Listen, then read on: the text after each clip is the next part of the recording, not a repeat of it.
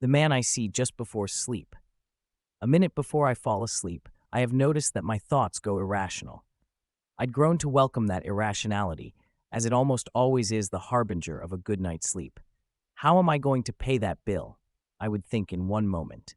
And in the next, I decided to invest in luxury yachts. I could see those yachts despite never having been near one in real life. Then my thoughts, before falling asleep, started to center on the man.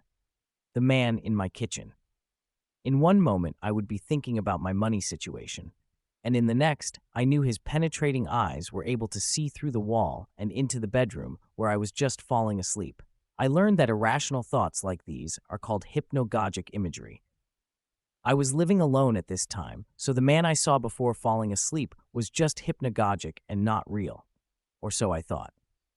After a few weeks of the man figuring intensely before sleep, I had grown increasingly nervous about bed, and just like that, I had developed a bad case of insomnia.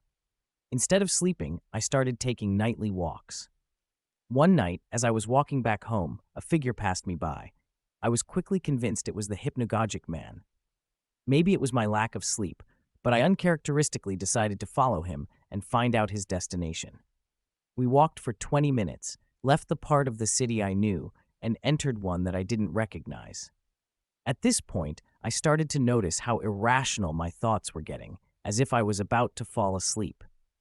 I saw a building in front of which the man had stopped, and immediately thought, that's where I live, despite never having seen the house before. Certainties popped up in my head, though, I'd never had them before. I suddenly knew that a terrible man who dealt in expensive yachts had recently moved into the building, and that in a way that made eminent sense in the moment, we had become entangled in the dream world. I knew that he had my thoughts before sleeping, just as I had his. He didn't know how to pay his bills or fight his loneliness, and he welcomed those thoughts because he knew they would bring him sleep. In a sense, I was the one bringing him to the dreamland. I felt frightened when I understood that he had been in my apartment on several occasions, just as he had with other young men before killing them. In fact, I realized, still in that lull of almost sleeping, I was his first murder victim. He had recently started to visit my now derelict apartment to get high on the memory of the first kill. With my murderer turning to smile at me, I now knew I would always be his and never more my own, and so I felt myself drifting off to sleep.